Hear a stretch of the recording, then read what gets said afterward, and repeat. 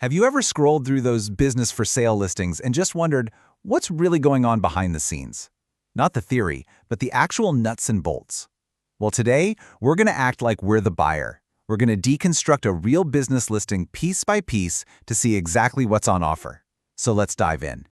Okay, let's just get right to it. Here's the magic number, $225,000. That's the asking price. Now, that's a solid chunk of change, right?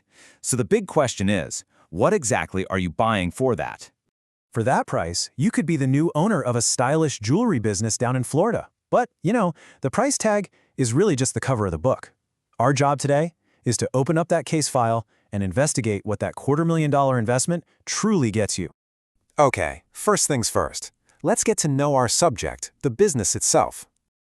So, what we have here is a family-run retail jewelry business that's been around for about 3 years. It's located in Pinellas County, Florida.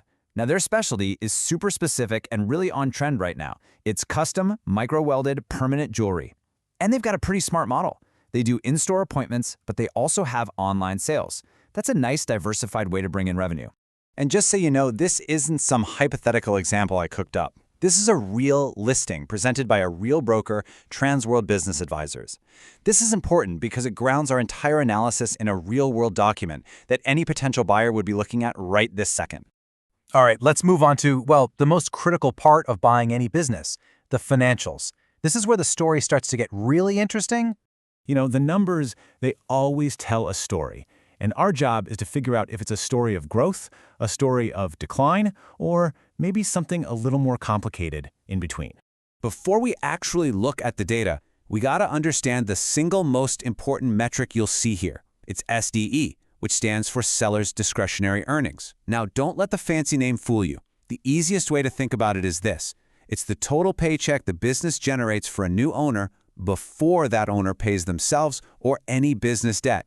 It's the true bottom line earning power of the business. Okay, here's the raw data. Now for 2023 and 2024, the numbers come straight from tax returns, which is great. That means they're verified. And you can see some really strong growth there in both sales and earnings. But then, look at 2025. It's an annualized projection. That means it's an estimate for the full year based on how it's doing so far. And that projection, it shows a pretty big drop. When you visualize the data like this, the pattern just jumps right out at you. You see this nice climb from 23 to 24, but then a sharp projected drop for 2025. Honestly, this downturn is probably the single most important financial detail in the entire listing. And that brings us to the main event, the central question.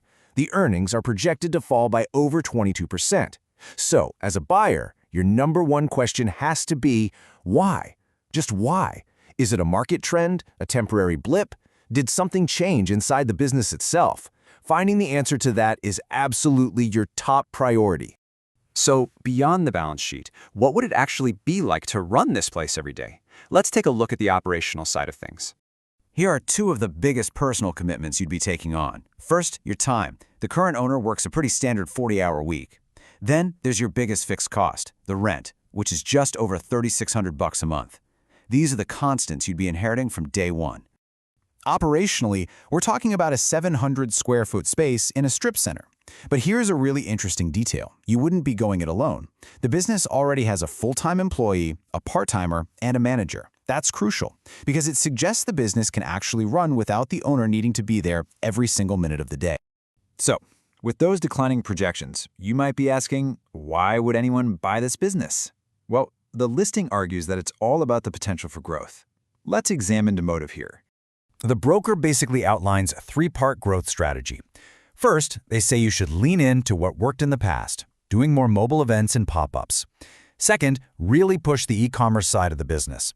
And third, take advantage of the Florida location by partnering with local resorts to get a piece of that tourism market. These are the opportunities the seller wants you to focus on.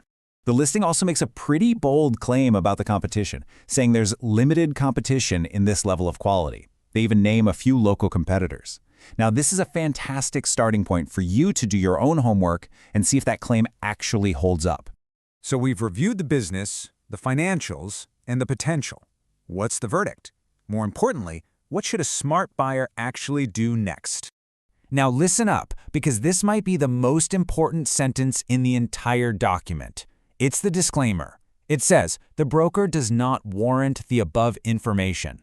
This is standard stuff, but it's a critical reminder. A business listing is a marketing document. It is not a certified audit. You have to trust, but you must verify. So what do you do with all this?